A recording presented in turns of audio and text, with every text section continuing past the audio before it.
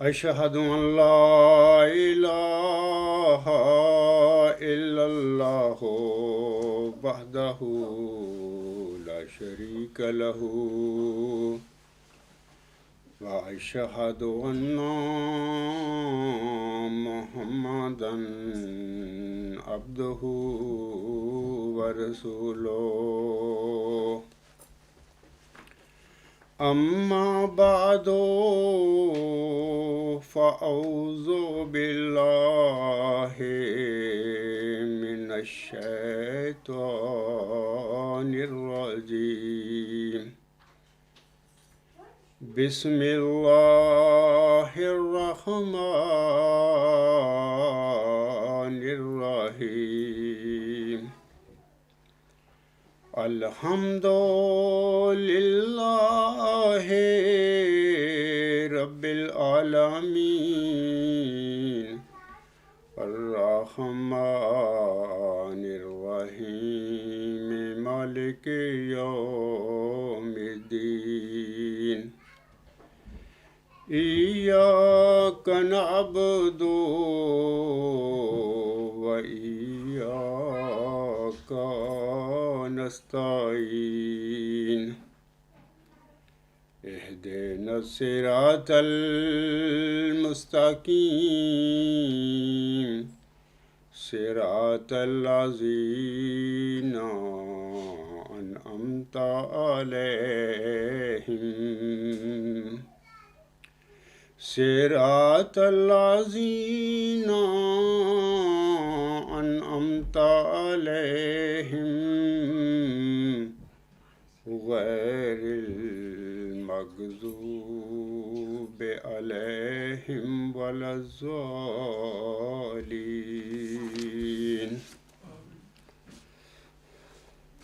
سامعین کرام، بنی نوع انسان میں قربانی کی تاریخ بہت قدیم ہے، بلکہ اتنی قدیم ہے جتنا کہ انسان خود قدیم ہے۔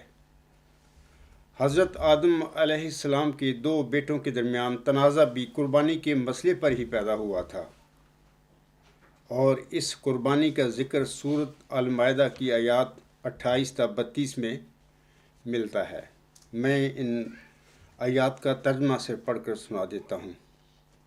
اللہ تعالیٰ ان آیات میں فرماتا ہے، اور ان کے سامنے حق کے ساتھ آدم کے دو بیٹوں کا واقعہ پڑھ کر سنا۔ جب ان دونوں نے قربانی پیش کی تو ان میں سے ایک کی قبول کر لی گئی اور دوسرے سے قبول نہ کی گئی۔ اس نے یعنی جس کی قربانی قبول نہیں کی گئی تھی، اس نے کہا میں ضرور تجھے قتل کر دوں گا، اپنے اس بھائی کو جس کی قربانی قبول کر لی گئی تھی۔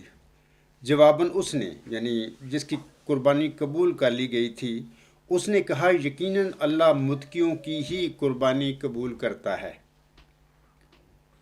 اگر تو نے میری طرف اپنا ہاتھ بڑھایا تاکہ تو مجھے قتل کرے تو میں جواباً تیری طرف اپنا ہاتھ بڑھانے والا نہیں تاکہ تجھے قتل کروں۔ یقیناً میں اللہ سے ڈرتا ہوں جو تمام جہانوں کا رب ہے۔ یقیناً میں چاہتا ہوں کہ تو میرے اور اپنے گناہ اٹھائے ہوئے لوٹے، پھر تو اہل نار میں سے ہو جائے، اور ظلم کرنے والوں کی یہی جزا ہوتی ہے۔ تب اس یعنی قاتل بھائی کے نفس نے اس کے لیے اپنے بھائی کا قتل اچھا بنا کر دکھایا، پس اس نے اسے قتل کر دیا اور وہ نقصان اٹھانے والوں میں سے ہو گیا۔ پھر اللہ نے ایک کبے کو بھیجا جو زمین کو پنجوں سے کھود رہا تھا کہ وہ یعنی اللہ اسے سمجھا دے کہ کس طرح وہ اپنے بھائی کی لاش کو ڈھانپ دے۔ وہ بول اٹھا یعنی وہ قاتل بھائی وہ بول اٹھا وائے حسرت، کیا میں اس بات سے بھی عاجز آ گیا کہ اس کبے جیسا ہی ہو جاتا اور اپنے بھائی کی لاش ڈھانپ دیتا۔ پس وہ پچھتانے والوں میں سے ہو گیا۔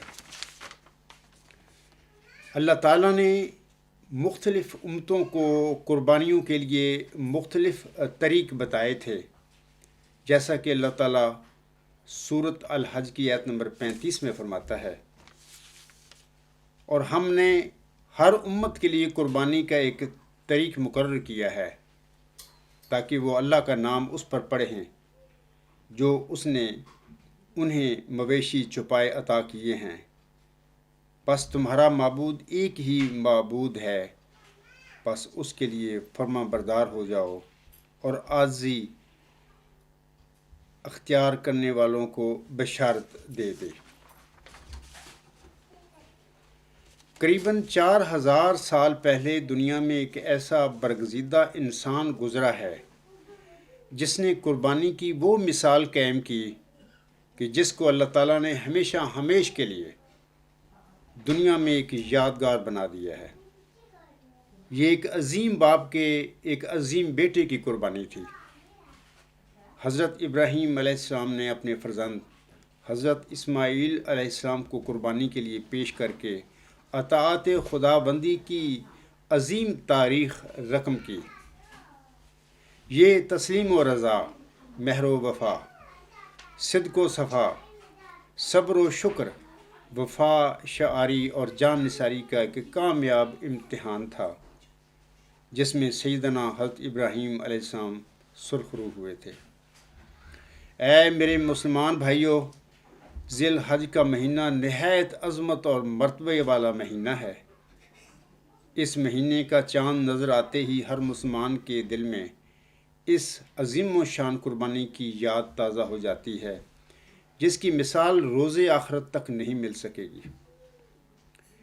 یہ ماہ مبارک حضرت ابراہیم علیہ السلام کی عظیم و شان یادگار ہے۔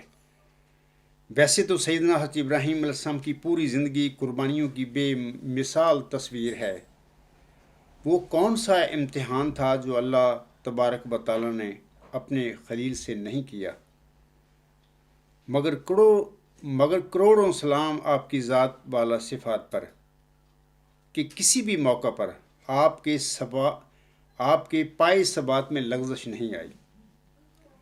اللہ جل شانہ کے ہر فیصلے پر سر تسلیم خم کیا اور عشق الہی میں توحید کے پرچم کی سر بلندی کے لیے بڑے سے بڑے مصائب و آلام ثابت قدمی سے برداشت کیے۔ حضرت ابراہیم علیہ السلام کی عزت و عظمت اور آپ علیہ السلام کے تقدس و احترام کا یہ عالم ہے کہ دنیا کے بڑے الہامی مذاہب کے ماننے والے مسلمان، عیسائی اور یہودی بھی آپ کو اللہ تعالیٰ کا عظیم المرتبت پیغمبر جانتے ہیں۔ یہ وہ جلیل القدر نبی ہیں جن کے پاک وجود سے نہ صرف دنیا کو ٹھنڈک نصیب ہوئی بلکہ آتش کدہ نمرود بھی ٹھنڈا ہو گیا۔ اللہ تعالیٰ نے حضرت ابراہیم علیہ السلام، حضرت اسماعیل علیہ السلام اور حضرت ہاجرہ سے اپنے دین متین کی بنیاد رکھوائی۔ حضرت ہاجرہ کی عمر اس وقت 25 سال اور حضرت ابراہیم علیہ السلام کی عمر 84 برس کے لگ بھگ تھی جب اللہ تعالیٰ نے انہیں حضرت اسماعیل علیہ السلام کی صورت میں اولاد نرینہ عطا فرمائی، یعنی آپ علیہ السلام کی عمر 84 برس تھی اس وقت۔ حضرت جبرائیل علیہ السلام کو حکم ہوا کہ ابراہیم علیہ السلام اور ان کے اہل خانہ کو اس مقام تک پہنچا دیا جائے جس کی نشاندہی کر دی گئی ہے۔ جبرائیل نے حضرت ابراہیم علیہ السلام کی اونٹنی کی مہار تھامی اور انہیں اس مقام پر چھوڑ آئے جہاں نہ زندگی کا کوئی وجود تھا، نہ چرند پرند، نہ سبزہ پانی اور نہ دور دور تک کسی آبادی کا نام و نشان موجود تھا۔ جبرائیل علیہ السلام نے حضرت ابراہیم علیہ السلام سے کہا کہ یہ وہ مقام ہے جہاں آپ کی بیوی اور بیٹی کو چھوڑنے کا حکم ملا ہے۔ حضرت ابراہیم علیہ السلام نے فرمایا، یہاں یعنی اس جگہ پر جہاں زندگی کی کوئی امید نہیں، اپنی محبوب بیوی اور برسوں کی دعاؤں کی مراد اپنے لخت جگر کو تنہا چھوڑ جاؤں؟ جبرائیل علیہ السلام نے عرض کی، یا خلیل اللہ، یہی مقام ہے آپ کے لیے منتخب فرمایا گیا۔ آپ نے فرمایا، اگر میرے اللہ کی منشا اسی میں ہے تو مجھے منظور ہے۔ حضرت ابراہیم نے اونٹنی کی مہار تھامی اور واپسی کے لیے چل دیے۔ حضرت حاجرہ علیہ السلام نے مہار تھام لی اور پوچھا کہاں جا رہے ہیں؟ آپ خاموش رہے۔ پھر پوچھا ہمیں یہاں کس کے سہارے چھوڑ کر جا رہے ہیں؟ آپ خاموش رہے۔ حضرت حاجرہ علیہ السلام آپ کی خاموشی کا سبب سمجھ گئیں اور کہا کیا یہ رب کریم کا حکم ہے؟ آپ نے اس بات میں سر ہلایا تو بی بی حاجرہ بولی اچھا جائیں، اگر یہ اللہ کا حکم ہے تو اللہ ہمیں ضائع نہیں ہونے دے گا۔ میاں اونچے پہاڑوں کے درمیان سامعین کرام ایک سیاہ وادی میں حضرت حاجرہ علیہ السلام اپنے شیخ اور بچے کے ہمراہ تنے تنہا بیٹھی آسمان کو تکتی رہیں۔ چار سو خاموشی اور وحشت کا عالم تھا۔ نہ جانے وہ پہلی سیاہ رات انہوں نے کیسے گزاری۔ بچے کو گود میں لیے اللہ کی مدد کی منتظر نہ جانے کتنی راتیں اور دن گزار دیے۔ شوہر کو جانے سے روکا اور نہ ہی کو گلہ شکوہ کیا۔ کچھ دور جا کر سیدنا ابراہیم علیہ السلام نے بارگاہ الہی میں دعا کی، وَإِذْ قَالَ إِبْرَاهِيمُ رَبِّ اجْعَلْ هَٰذَا بَلَدًا آمِنًا وَارْزُقْ أَهْلَهُ مِنَ الثَّمَرَاتِ مَنْ آمَنَ مِنْهُم بِاللَّهِ وَالْيَوْمِ الْآخِرِ قَالَ وَمَنْ كَفَرَ فَأُمَتِّعُهُ قَلِيلًا ثُمَّ أَضْطَرُّهُ إِلَىٰ عَذَابِ النَّارِ فَبِئْسَ الْمَصِيرُ۔ اور جب ابراہیم نے کہا اے میرے رب، اس جگہ کو ایک پرامن شہر بنا دے اور اس کے باشندوں کو جو ان میں سے اللہ اور یوم آخرت پر ایمان لائیں ہر قسم کے پھلوں میں سے رزق عطا فرما۔ اللہ تعالیٰ نے فرمایا جو کفر کرے گا میں اسے بھی کچھ عارضی فائدہ پہنچاؤں گا، پھر میں اسے آگ کے عذاب کی طرف جانے پر مجبور کر دوں گا اور وہ بہت ہی برا ٹھکانہ ہے۔ اللہ تعالیٰ نے اپنے خلیل کی دعا کو شرف قبولیت عطا فرمایا اور ایسی ویران اور بنجر وادی میں پینے کے لیے زمزم کا چشمہ بھی جاری کر دیا اور کھانے کے لیے نایاب پھل مہیا فرمائے۔ حضرت ابراہیم علیہ السلام کو اللہ تعالیٰ نے ضعیف العمری میں اولاد نرینہ سے نوازا تھا اور بیٹا ابھی جوانی کی دہلیز پر قدم رکھ ہی رہا تھا تو اللہ تعالیٰ نے آپ کو ایک کڑی آزمائش سے دوچار کر دیا۔ آپ علیہ السلام سے فرزند کی قربانی مانگ لی گئی۔ اللہ تعالیٰ کی رضا پر راضی اور صابر و شاکر باپ بیٹے نے حکم خداوندی کے سامنے تسلیم و رضا کی وہ مثال پیش کی جس کی یاد رہتی دنیا تک منائی جاتی رہے گی۔ جیسا کہ اللہ تعالیٰ اس قربانی کا ذکر کرتے ہوئے سورۃ صافات کی آیات 101 تا 112 میں فرماتا ہے، رب ہب لی من الصالحین فبشرناہ بغلام حلیم فلما بلغا معه السعي قال يا بني إني أرى في المنام أني أذبحك فانظر ماذا ترى قال يا أبت افعل ما تؤمر ستجدني إن شاء الله من الصابرين فلما أسلما وتله للجبين وناديناه أن يا إبراهيم قد صدقت الرؤيا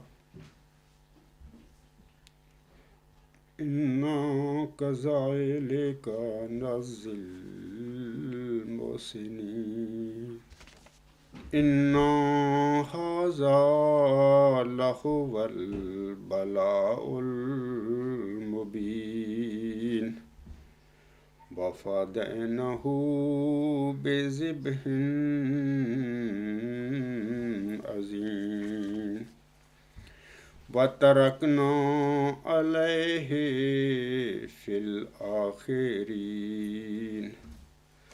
سلام على إبراهيم كذلك نجزي المحسنين إنه من عبادنا المؤمنين.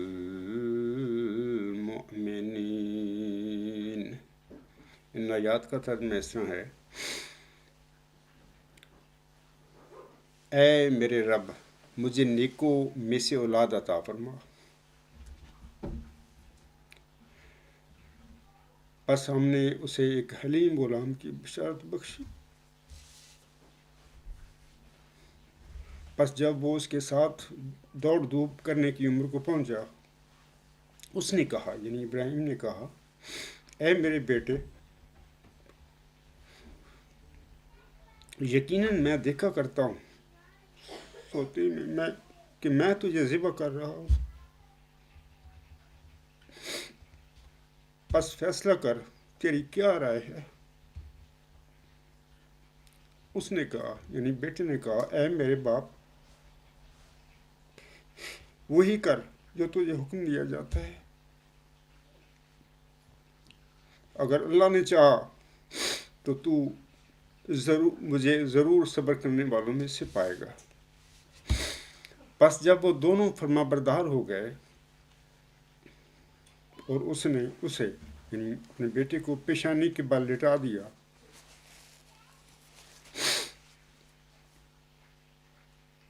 اور ہم نے اسے پکارا کہ اے ابراہیم، یقیناً تو نے اپنے خواب کو سچ کر دکھایا ہے، یقیناً ہم احسان کرنے والوں کو اسی طرح جزا دیا کرتے ہیں۔ یقیناً یہ ایک کھلی کھلی آزمائش تھی، اور ہم نے ایک عظیم قربانی کے بدلے اسے بچا لیا، اور ہم نے بعد میں آنے والی نسلوں میں اس کا ذکر خیر باقی رکھا۔ ابراہیم پر سلامتی ہو۔ اسی طرح ہم محسنوں کو جزا دیا کرتے ہیں۔ یقیناً وہ ہمارے مومن بندوں میں سے تھا۔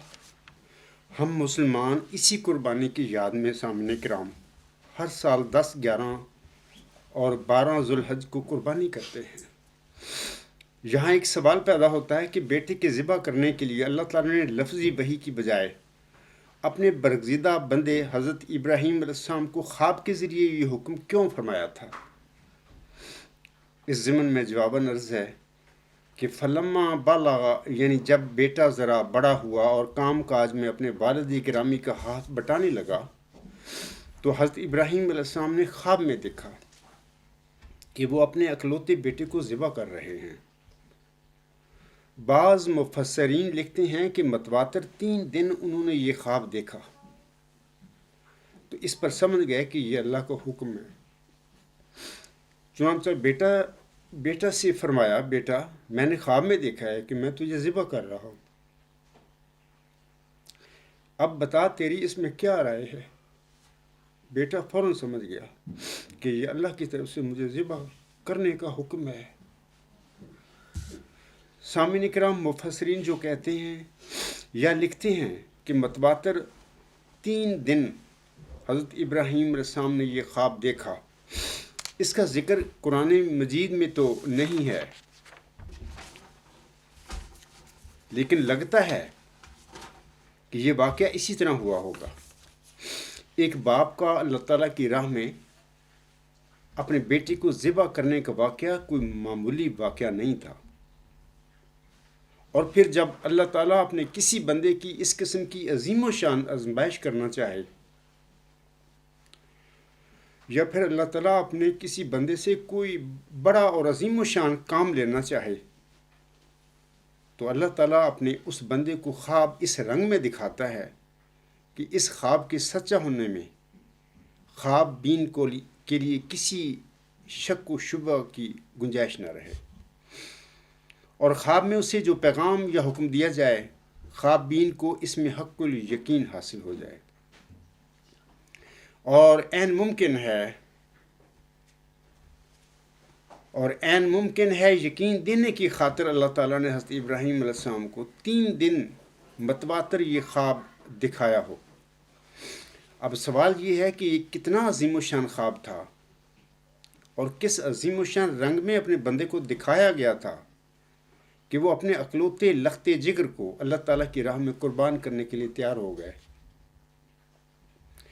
اس عظیم و شان قربانی، یا ہم کہہ سکتے ہیں کہ اس عظیم و شان آزمائش کے لیے اللہ تعالیٰ نے حضرت ابراہیم علیہ السلام پر کوئی لفظی وحی نازل نہیں فرمائی تھی، صرف ایک خواب دکھایا، اور اس رنگ میں دکھایا کہ حضرت ابو الانبیاء علیہ السلام کو کسی لفظی وحی کی ضرورت نہ رہی، اور وہ ساری بات کو سمجھ گئے اور اللہ تعالیٰ کی راہ میں اپنے جگر گوشہ کو قربان کرنے کے لیے تیار ہو گئے۔ بعض علماء کہتے ہیں کہ انبیاء علیہم السلام کے خواب وحی کا حکم رکھتے ہیں، لیکن خاکسار اس میں اتنا اضافہ کرتا ہے کہ نہ صرف انبیاء علیہم السلام کے خواب ہی وحی کا حکم رکھتے ہیں، بلکہ ہر ولی اور ہر مومن کا خواب بھی وحی کا حکم رکھتا ہے، بشرطے کہ وہ خواب سچا ہو۔ یا میں کہہ سکتا ہوں کہ ہر رحمانی خواب وحی کا حکم ہی رکھتا ہے۔ جس خواب میں اللہ تعالیٰ اپنے کسی برگزیدہ بندے کی کوئی عظیم و شان آزمائش کرنا چاہے، یا جس سے وہ کوئی عظیم و شان کام لینا چاہے، یا اسے کوئی عظیم و شان مشن سونپنا چاہے، تو پھر اللہ تعالیٰ اپنے ایسے بندے کو خواب اس رنگ میں دکھاتا ہے کہ خواب بین کو خواب دیکھنے کے بعد اس کی سچائی میں کوئی ادنا سا بھی شک نہ رہے، اور نہ ہی اسے کسی لفظی وحی کی ضرورت رہے۔ حضرت ابراہیم علیہ السلام کو اللہ تعالیٰ نے بہت ساری آزمائشوں میں ڈالا، لیکن وہ اللہ تعالیٰ کی دی ہوئی توفیق کے مطابق ان ساری آزمائشوں میں کامیاب ہوتے گئے۔ تب اللہ تعالیٰ نے اسے فرمایا، جیسا کہ وہ سورۃ البقرہ کی آیت 125 میں فرماتا ہے، وَإِذِ ابْتَلَىٰ إِبْرَاهِيمَ رَبُّهُ بِكَلِمَاتٍ فَأَتَمَّهُنَّ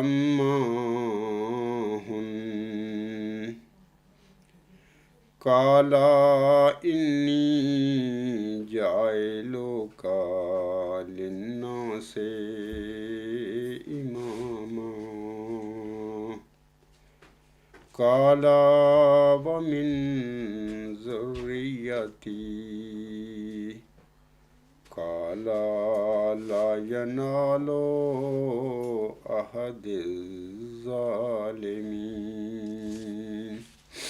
اور جب ابراہیم کو اس کے رب نے بعض کلمات کے ذریعے آزمایا اور اس نے انہیں پورا کر دکھایا، اللہ تعالیٰ نے فرمایا، میں تجھے لوگوں کا امام بنانے والا ہوں۔ اس نے کہا، یعنی حضرت ابراہیم صاحب نے کہا، اور میری ذریت میں سے بھی، یعنی میری اولاد میں سے بھی۔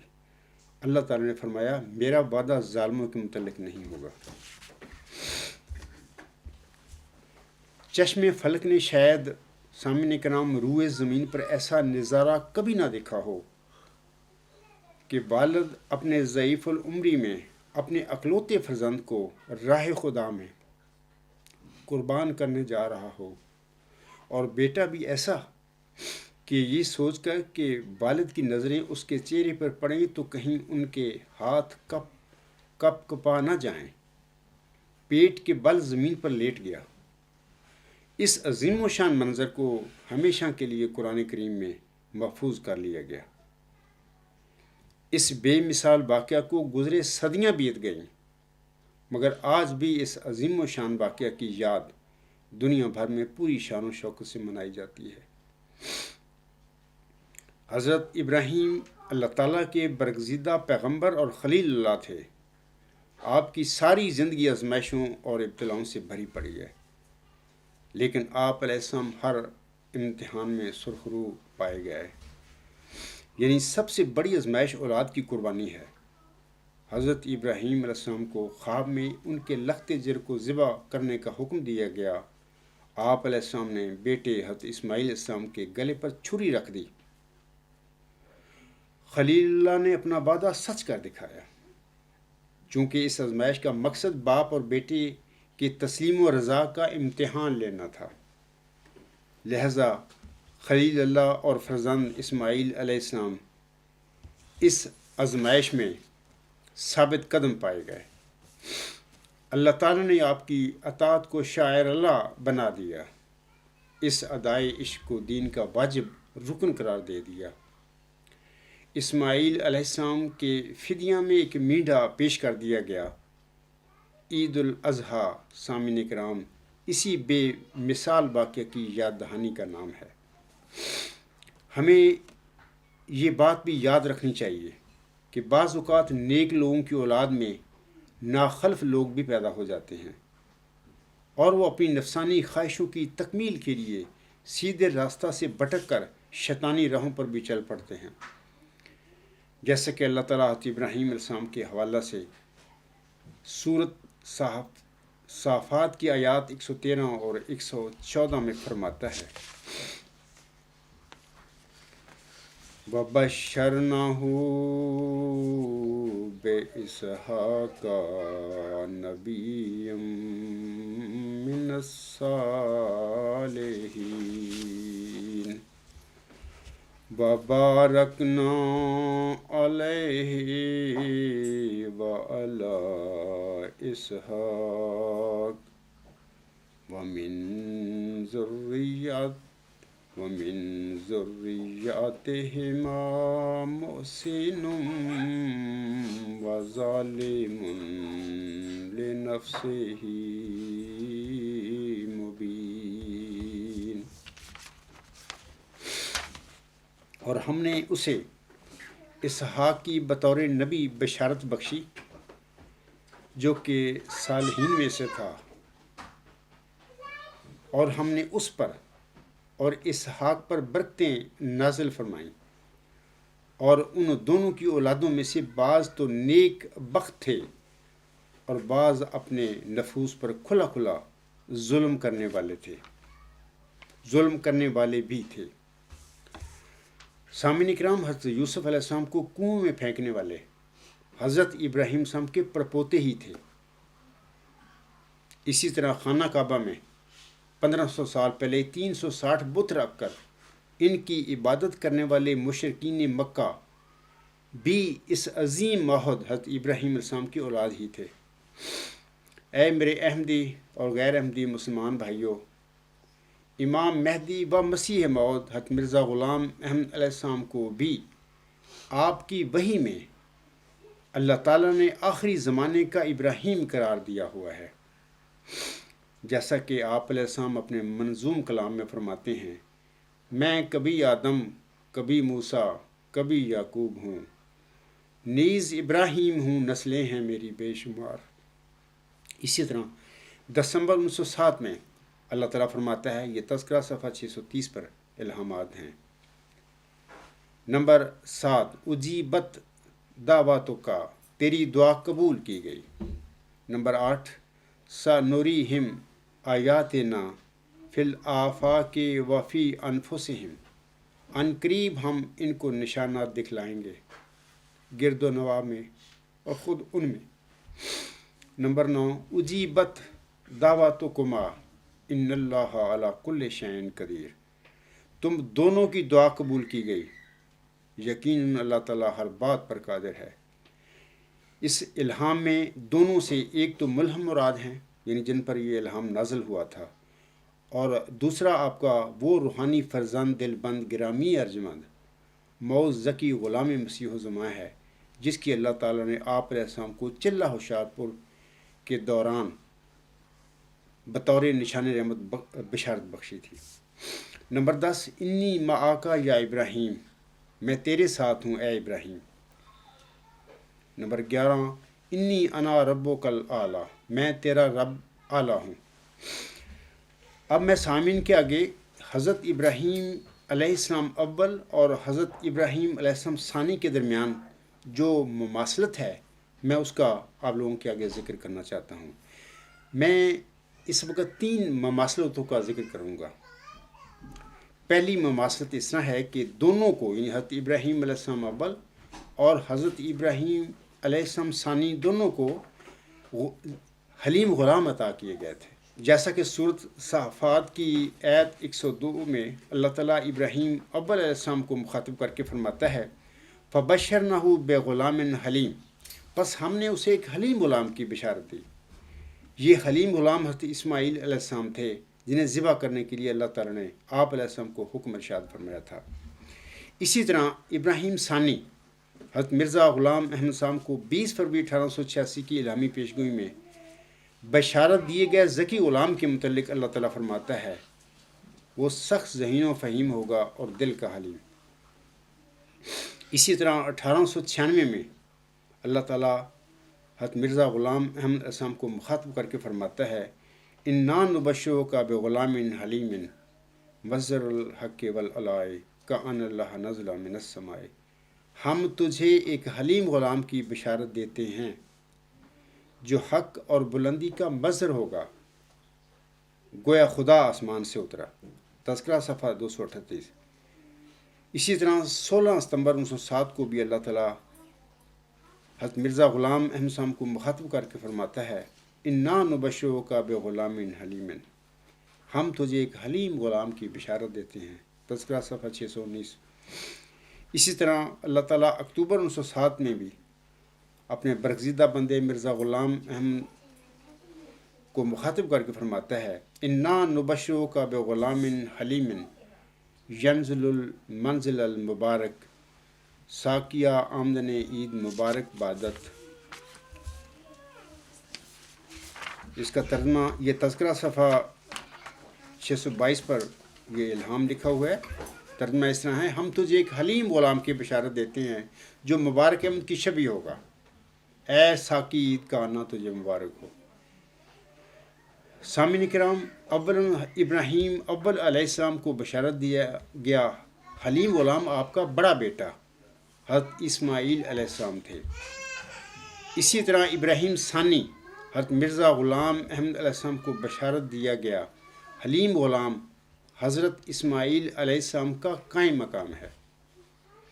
ثانیاً حضرت ابراہیم علیہ السلام اول کے گھر میں حلیم غلام یعنی حضرت اسماعیل علیہ السلام بشارت سے پہلے پیدا نہیں ہوئے تھے بلکہ بشارت کے بعد پیدا ہوئے تھے۔ اسی طرح حضرت ابراہیم ثانی علیہ السلام کے الہامی کلام میں اللہ تعالیٰ نے موعود اور مبشر حلیم غلام کو مسیل مبارک احمد قرار دیا ہے، لہذا اس مسیل مبارک احمد یا اس موعود حلیم غلام نے مبارک احمد کے بعد پیدا ہونا تھا۔ اور یہ بھی یاد رکھیں کہ یہ آپ کا کوئی جسمانی لڑکا نہیں تھا بلکہ روحانی فرزند ہے جس نے آئندہ زمانے میں جماعت احمدیہ میں 6-7 نومبر 1907 کے بعد پیدا ہونا تھا۔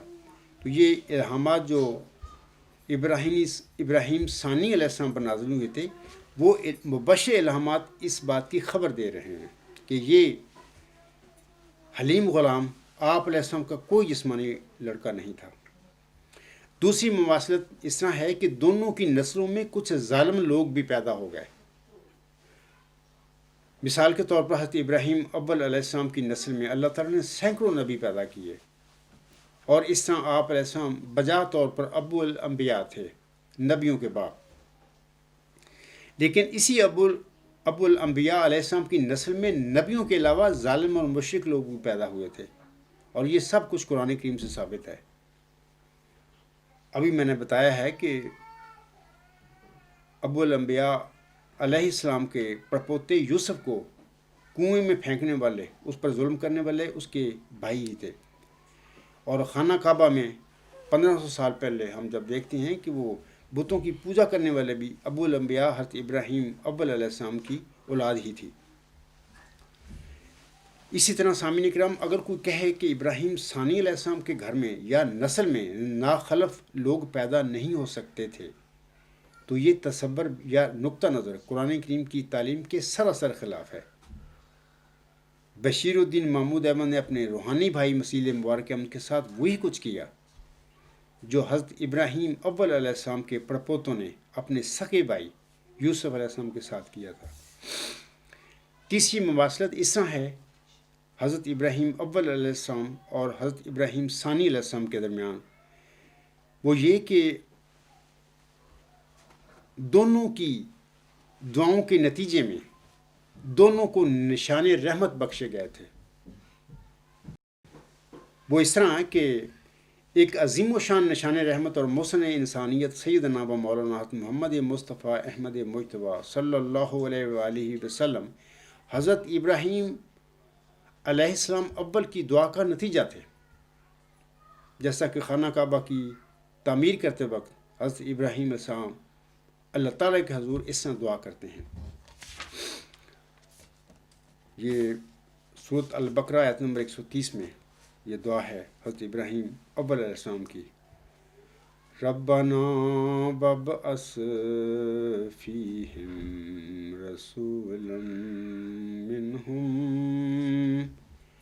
یتلو علیہم آیاتک وَيُعَلِّمُهُمُ الْكِتَابَ وَالْحِكْمَةَ وَيُزَكِّيهِمْ إِنَّكَ أَنْتَ الْعَزِيزُ الْحَكِيمُ۔ حضرت ابراہیم اول علیہ السلام اللہ تعالیٰ سے دعا کرتے ہوئے عرض کرتے ہیں، اے ہمارے رب، اور تو انہی میں سے ایک عظیم رسول مبعوث فرما جو ان پر تیری آیات کی تلاوت کرے اور انہیں کتاب اور حکمت سکھائے اور انہیں پاک کرے۔ یقیناً تو ہی غالب اور حکمت والا ہے۔ اور پھر ہم دیکھتے ہیں کہ حضرت ابراہیم اول علیہ السلام کی اسی دعا کے نتیجے میں 1500 سال پہلے مکہ میں عبداللہ اور آمنہ کے گھر میں وہ عظیم و شان خاتم النبیین، وہ عظیم و شان سید المرسلین محمد مصطفیٰ احمد مجتبی صلی اللہ علیہ وسلم پیدا ہوئے تھے۔ اسی طرح سامعین کرام، ابراہیم ثانی یعنی محمدی مریم حضرت مرزا غلام احمد السلام کو بھی آپ کی دعاؤں کی قبولیت کے نتیجہ میں چلہ ہوشیارپور میں ایک نشان رحمت بخشا گیا تھا۔ جیسا کہ اللہ تعالیٰ آپ علیہ السلام کو مخاطب کر کے فرماتا ہے، یہ الہامی پیشگوئی نشان رحمت تفصیلی پیشگوئی ہے، میں صرف آغاز میں ایک دو فقرے پڑھ دیتا ہوں۔ چلہ ہوشیارپور میں اللہ تعالیٰ نے ابراہیم ثانی علیہ السلام کی دعاؤں کو قبولیت کا شرف بخشتے ہوئے جواباً فرمایا تھا کہ میں تجھے ایک رحمت کا نشان دیتا ہوں، اسی کے موافق جو تو نے مجھ سے مانگا۔ پھر آگے اللہ تعالیٰ ایک ذکی غلام کی بشارت انہیں دیتا ہے، اور وقان امرن مقضیہ تک یہ الہامی پیشگوئی آپ علیہ السلام پر نازل کی گئی تھی، اور اس کا ذکر اکثر میں اپنے خطبات میں اور اپنے مضامین میں کرتا رہتا ہوں، اور وہاں دوست پڑھ سکتے ہیں، تو میں وقت بچانے کے لیے تفصیلی یہ الہامی پیشگوئی نہیں پڑھتا۔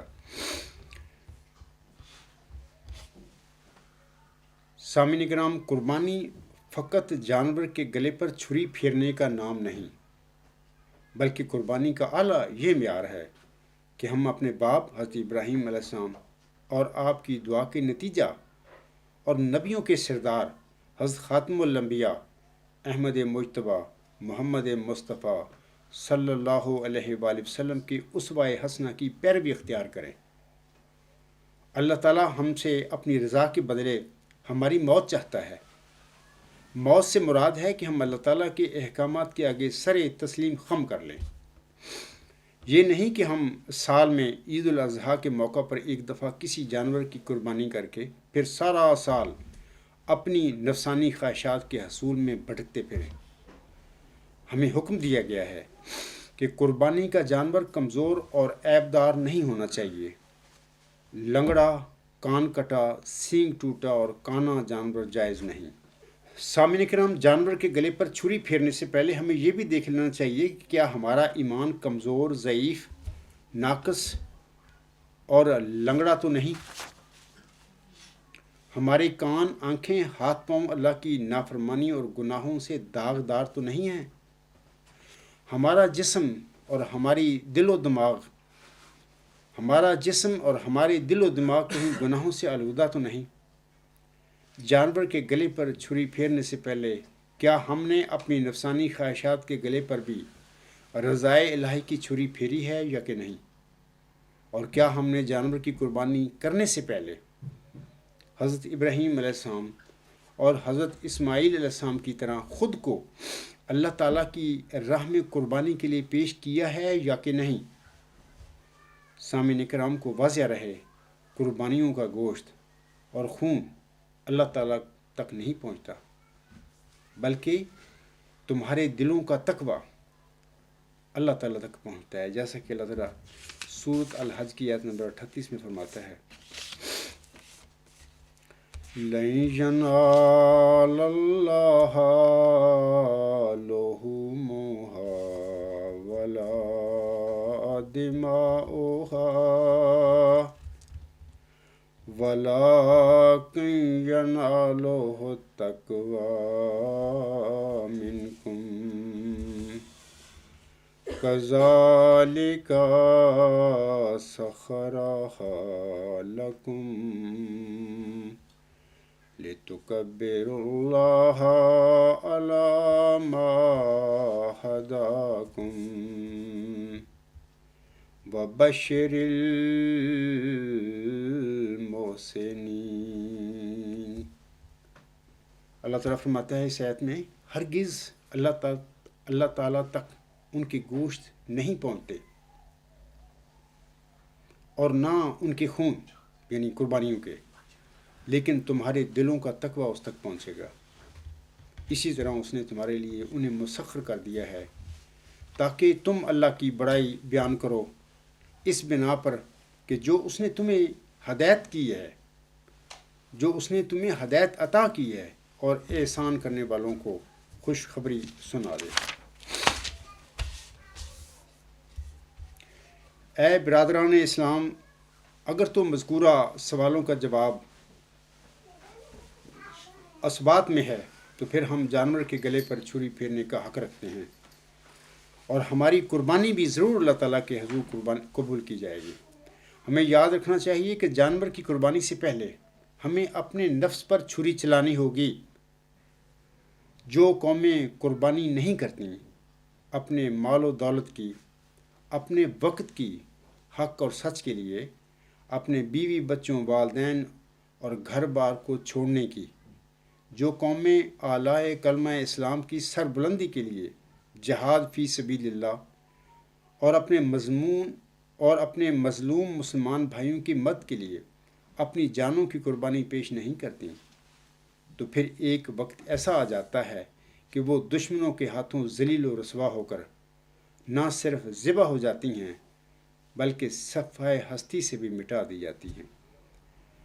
پس اسلام کی نشاط ثانیہ اور امت مسلمہ کی بقا اور مظلوم مسلمانوں کی مدد کرنے کے لیے ہمیں صرف اور صرف قربانیاں کرنی ہوں گی۔ آخر پر میں آپ سب سامعین کو بتانا چاہتا ہوں کہ قربانی کی اصل غرض و غایت یہ ہے کہ ہمیں اپنے انفاس پر چھری پھیر دینی چاہیے۔ انفاس پر چھری پھیرنے کا مطلب ہے کہ ہم اللہ تعالیٰ کی رضا اور محبت کو پانے کے لیے اپنی جھوٹی تمناؤں اور خواہشوں کو چھوڑ دیں اور اپنی تمام تر توجہ حقوق اللہ اور حقوق العباد کو پورے کرنے میں لگا دیں۔ اسی پر میں اپنا خطبہ ختم کرتا ہوں۔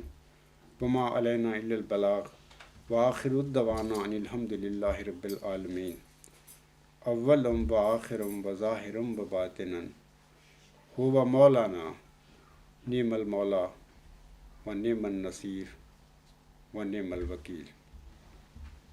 خطبہ ثانیہ کے بعد ہم سب اجتماعی دعا کریں گے اور اپنی دعا میں جماعت احمدیہ کے علاوہ پورے عالم اسلام کے ساتھ ساتھ اپنے کشمیر شام کے مسلمان بھائیوں، کشمیری بھائیوں اور مشرق وسطیٰ کے دیگر ممالک کے مسلمانوں کے لیے بھی ہم دعا کریں گے کہ اللہ تعالیٰ ان سب کی مدد فرمائے اور انہیں ظالموں کے ظلموں سے نجات بخشے، آمین۔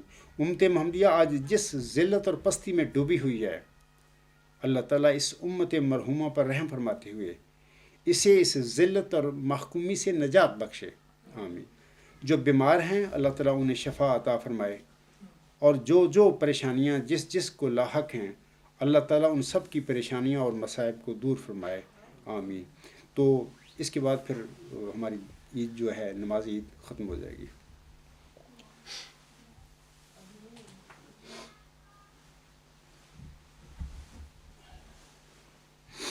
الحمد للہ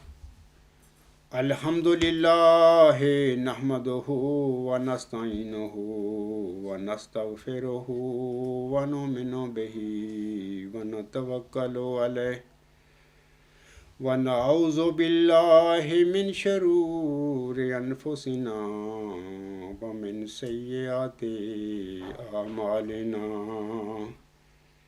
من یہدہ اللہ فلا مضل لہ ومن یضللہ فلا ہادی لہ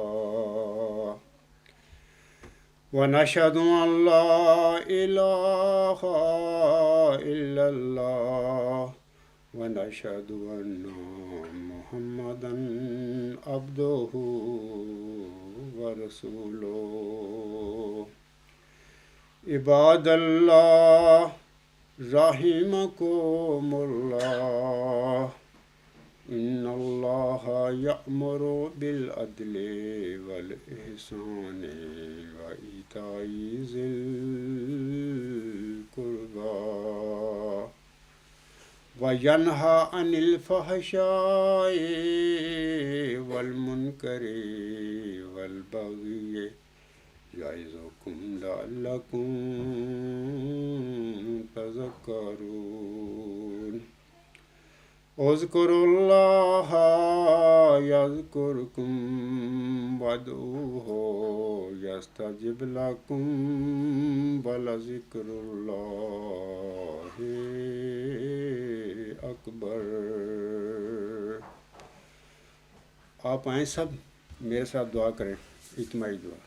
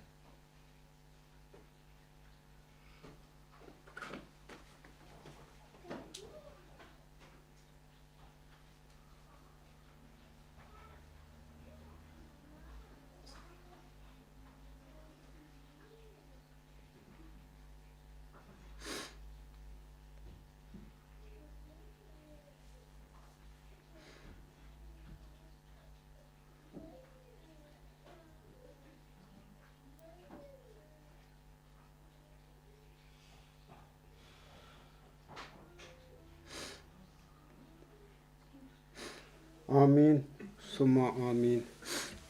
آخر میں خاکسار اور میرے تمام ساتھیوں کی طرف سے جو اس وقت ہم نماز عید پڑھ رہے ہیں، سب کی طرف سے دنیا کے سب مسلمانوں بھائیوں کو عید الاضحیٰ کی دلی مبارکباد۔